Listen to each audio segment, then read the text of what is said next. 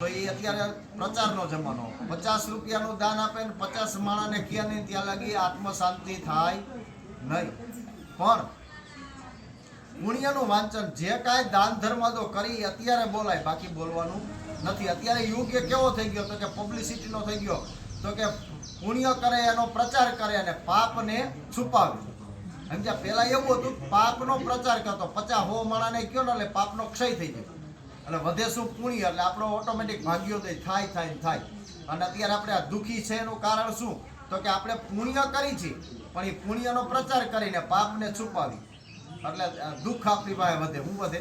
પુણ્ય તો વપરાઈ ગયું, વધ્યું શું? તો કે પાપ. એટલે આપણને બેચેની, અનિંદ્રા, કે ચેન ન પડે, એવું બધું થાય. એટલે એ બધું પાપ છે, આપણને શાંતિથી બેસવા ક્યાંય દે નહીં. એટલે આ વસ્તુને પુણ્ય વાંચન કહેવાય. પુણ્યનું વાંચન કરવાનું. અમે આટલું દાન ધર્મ તો કરી છે, અહીંયા બોલાય, બાકી કે બોલાય નહીં. દાન કેને કેવું કોઈને ખબર નથી પડતી.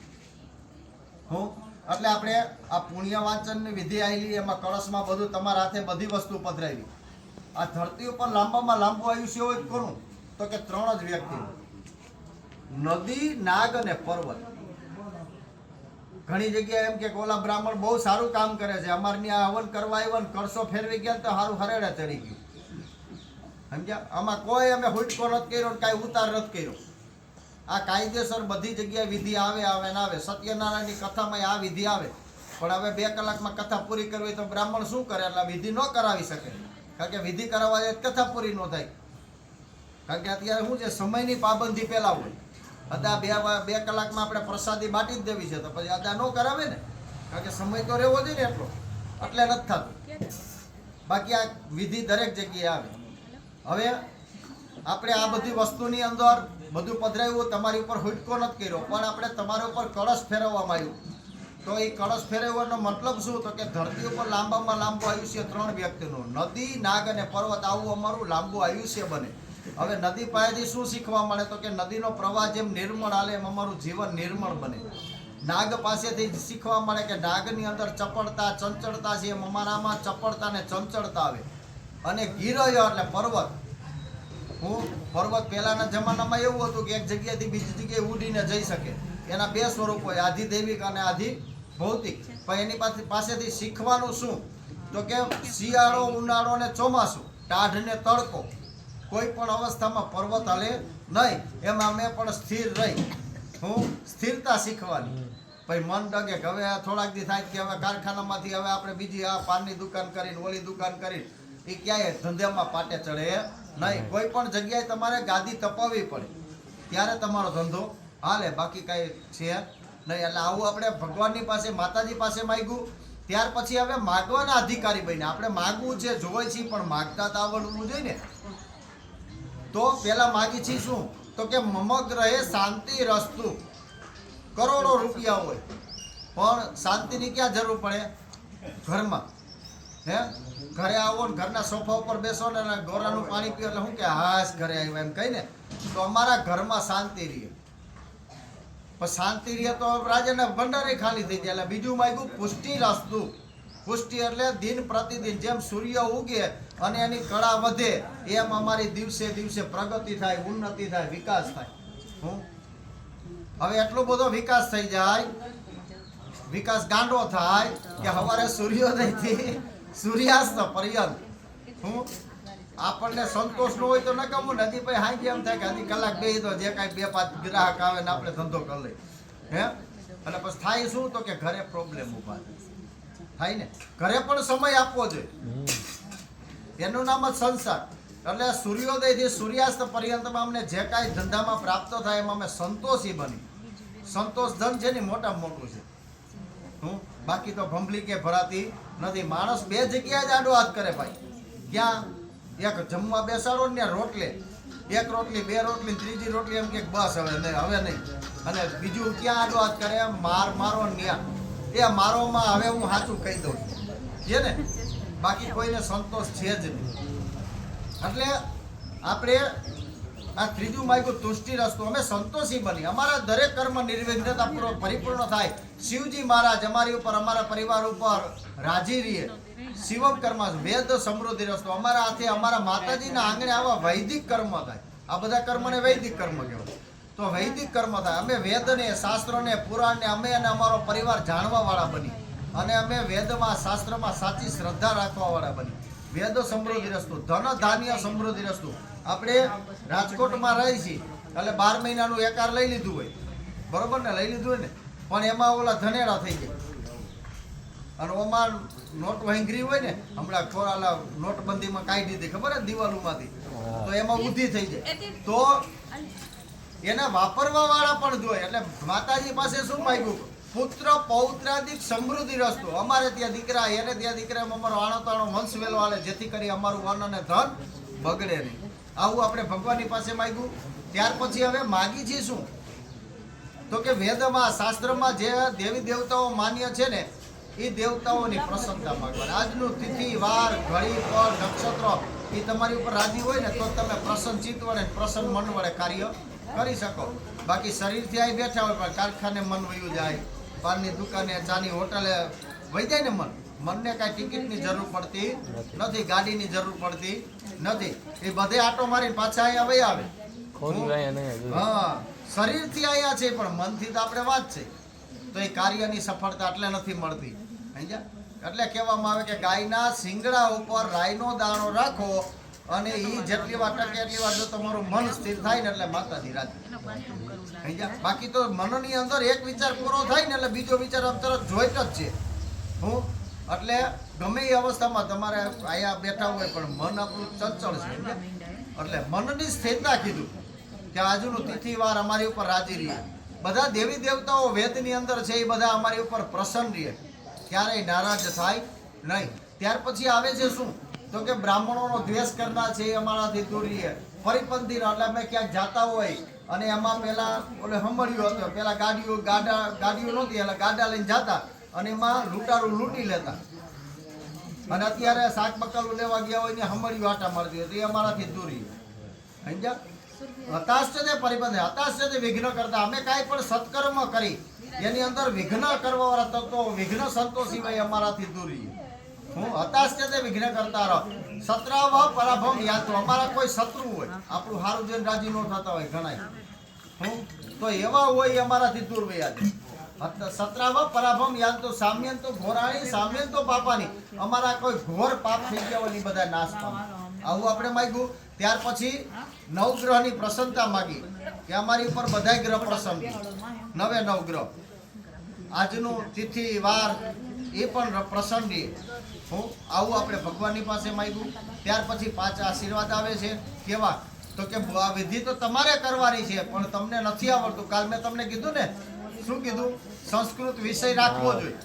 હવે સંસ્કૃત લુપ્ત થતું જાય છે. દેવની ભાષા સંસ્કૃત છે, સમજ્યા? એટલે બધું પેલા યજમાનો બધું જાણતા, હવે તમને નથી આવડતું એટલે તમારા વતી અમે કરાવી. એટલે આ તમારે બોલવાનું છે. તમે પ્રાર્થના કરો છો કે હે બ્રાહ્મણો, મારા કુટુંબ સહિત નમસ્કાર કરી આશીર્વાદની અપેક્ષા રાખું છું કે આ કર્મો વડે કરી અમને, અમારા પરિવારને પુણ્યનો પુંજ પ્રાપ્ત થાય. અમે ખૂબ જ પુણ્યશાળી બની. પેલું શું માંગ્યું? પુણ્ય. કાંઈ પણ સત્કર્મ કરો એટલે પુણ્યનું બેલેન્સ જમા થાય. ખેતરમાં બી વાવો ને તો ઉગે, પણ વાવો જ નહીં તો ઉગવાનું નથી. એમ આ વાવી છે, આ યજ્ઞ કરો ને વાવી છે, આનું ફળ મળે મળે મળે એ 100%ની વાત છે. પણ ક્યારે મળે મને નથી ખબર. આને એટલે કહેવાનો મતલબ કે માતાજી પાસે માંગ્યું કે અમારું, અમારા પરિવારનું પુણ્ય વધે. એ પુણ્ય કેવું? તો કે કલ્યાણ કરે એવું, શ્રેય કરે એવું, ભદ્ર કરે એવું. પુણ્ય દ્વારા અમારું કલ્યાણ થાય. પુણ્ય દ્વારા કલ્યાણ હોય પણ વિકાસ નું હોય તો નકામો. ને ત્રીજું માંગ્યું કે જેમ સૂર્ય ઉગે અને એની કળા વધે એમ અમારી દિવસે દિવસે પ્રગતિ થાય, ઉન્નતિ થાય, વિકાસ થાય. અને સાથે સાથે અમારા પરિવારની પણ ઉન્નતિ થાય, વિકાસ થાય, પરિવારની પણ વૃદ્ધિ માંગી. બધું સારું હોય પણ શરીર સાથ ન દે તો કાંઈ નથી થતું. એટલે ચોથા આશીર્વાદ કેવા માંગવાના? મેં કાલ તમને કીધું હતું. કયું? સૌથી પહેલા ચાંદલો કર્યો તો સ્વસ્તિનો મતલબ સમજાવ્યો હતો. સ્વસ્તિ એટલે કલ્યાણ ને સ્વસ્તિ એટલે આયુષ્ય. અહીંયા આવી ગયું. જોઈ કીધું હતું ને મેં કાલે. તો અમારા પરિવારનું આયુષ્ય અને આરોગ્ય પ્રબળ બને, નિરોગી બને. અમારે ચશ્મા કે લાકડીનો ટેકો લેવો પડે નહીં. એવું આયુષ્ય આપો. નકર આ બેઠા હોય તમે એમ કહો કદા મને અડધી કલાક ઊભા કરો છે, કાં કે કમરનો દુખાવો છે, ખાલી ચડી જાય હે થાય ને? પણ ભગવાનની માતાજીની કૃપા હોય તો કોઈ જાતની તકલીફ રહે નહીં. એટલે અમારા પરિવારનું આયુષ્ય અને આરોગ્ય પ્રબળ બને. અને પાંચમું, તમારે મારે બધાને જરૂર છે. સવારે દિવસ ઉગે અને દિવસ આથમે ત્યાં લગી માણસ દોડે છે. કોની વાહે દોડે છે? લક્ષ્મી વાહે નથી દોડતા, રૂપિયા વાહે દોડે છે. સમજ્યા? ના, એ વસ્તુ રૂપિયા એ વસ્તુ અલગ ને લક્ષ્મી વસ્તુ અલગ છે. બધાના મતલબ અલગ છે. આપણે રૂપિયા વાહે દોડી છીએ. તમે એમ કહો કે અમે સમયની સાથે દોડી, તો હું આજ 10 મિનિટ મોડો હતો. પરેશભાઈ ન કીધું આદા તમે 10 મિનિટ મોડા છો, તો એ 10 મિનિટ હું મોડો થયો. તો કોઈ સમયની સાથે રહી શકતું નથી. તમે કે હું જાહેરમાં બોલી જાઉં ને, કારણ કે આપણે ખોટું નથી કરવું એટલે બરોબર. તો એ સમયની સાથે કોઈ રહી નથી શકતા. કોઈ એમ કે અમે રૂપિયાવાળા છે તો તમારી પાસે એટલી સંપત્તિ નથી હું કે તમે એ બધું રાજસુખ વૈભવ ભોગવી શકો. માણસ દોડે છે એ વાત પાકી, પણ કઈ દિશામાં કેવી રીતના દોડે કોઈને ખ્યાલ નથી. પણ સંપત્તિ નથી, રૂપિયા બધાય પાસે. સંપત્તિ કેને કહેવાય? લક્ષ્મી કેને કહેવાય? કે પુણ્યાય ભવતી પુણ્યાય લક્ષ્મી. જે પુણ્ય કાર્યની આવેલી લક્ષ્મી છે, એ પુણ્ય કાર્યમાં સારા કર્મમાં વપરાય. છોકરાઓને પિક્ચર જોવા જવું હોય ને તો તમને ફોન કરીને કહી દે કે આજ રસોઈ ન બનાવતા. સમજ્યા? અને એ જ છોકરાને કીધું કે ગાયને લીલું નાખવું તો કે મારા મમ્મી પપ્પાને પૂછવું. આટલો ફેર લક્ષ્મી ને રૂપિયામાં. સમજ્યા? કારણ કે ધર્મ કાર્ય કરવાનું આવે ને મા બાપને પૂછવાની વાત કરે. હમણાં ક્યાંક ફરવા જવું હોય, નાસ્તો કરી લે તો કા મા બાપને પૂછતા નથી? આ વસ્તુની એ રૂપિયા છે એટલે વાપરે છે. અને લક્ષ્મી વાપરવી છે તો માતા પિતાને પૂછવું પડે કે ધર્મ કરવું. પણ હું તો એવું કહે કે ધર્માદો કરવો છે મા બાપને પૂછાય જ નહીં. ધર્માદો કરી નાખો ભલે ને. એ વાવે છે તો લણવા થાય. આજે એ છોકરો 5 રૂપિયા દાન કરશે તો આવતીકાલે 50 નું દાન કરતા શીખશે. તો એ દાન કરશે ને તો એના જીવનમાં એ પ્રગતિને પામે. એટલે આપણા ઘરમાં 10 પ્રકારની શુભ લક્ષ્મીનો વાસ થાય. કેવી લક્ષ્મી? કે દીકરી થઈને આવે તો બરોબર, પણ વહુ થઈને આવે. સમજ્યા? આપણા લગ્નો થાય ને, લગ્ન પહેલા સગાઈ કરવામાં આવે અને સગાઈ પછીનો વચ્ચેનો પ્રોગ્રામ આવે. કયો આવે? કંકુ પગલાનો આવે. કર્યા હતા કે નહોતા કર્યા? હા, એ નોય કર્યા હોય. અત્યારે યોગ એવો છે. એટલે કહેવાનું તાત્પર્ય પગલા શું કામ એમ કરવામાં આવે? તમે ત્યાં દીકરી હતા પણ અહીંયા તો વહુ થઈને આવો છો. શું? એટલે તમે આ લોકો એમ કે અમારી ઘરે લક્ષ્મીની પધરામણી કરી છે એટલે વહુને લક્ષ્મીના રૂપમાં એટલે પગલા કરવામાં આવે. હા, તો હવે આટલું બધું ડેકોરેશન, વ્યસન, ફેશન ને ડેકોરેશન વધી ગયું ને એટલે પછી આમાં માજા મૂકી. બાકી પગલા, કંકુ પગલા કેવી રીતના કરવા એ બધા નિયમ પ્રમાણે છે. અને એ પગલા સાચવવાના હોય કે ભાઈ અમારી ઘરે આ લક્ષ્મી, બીજાની દીકરી પણ આજે મારી ઘરે લક્ષ્મીના રૂપમાં આવી ને એટલે એ પગલા સાચવતા. આ તો 100 પીસમાં જ અત્યારે કરે. અને દીકરીના પગલા લે એ કે હું તેજુરી મૂકું. દીકરી તો વહી જવાની છે. એ બીજાની લક્ષ્મી છે. આપણી ઘરે લક્ષ્મી આવે એટલે આપણે ભગવાનની પાસે, માતાજી પાસે માગી. કેવી લક્ષ્મી? તો કે અમારા ઘરનો ઉમળો ઓળંગે નહીં એવી અમારે ત્યાં લક્ષ્મી આવે. એટલે એને કયાગરી કહેવાય. સમજ્યા? આ તો ભાઈ એમ કહી દે કે તમારે જ્યાં જવું હોય ત્યાં કરજો. મારે તો આમ જવાનું છે એટલા વાગ્યાથી.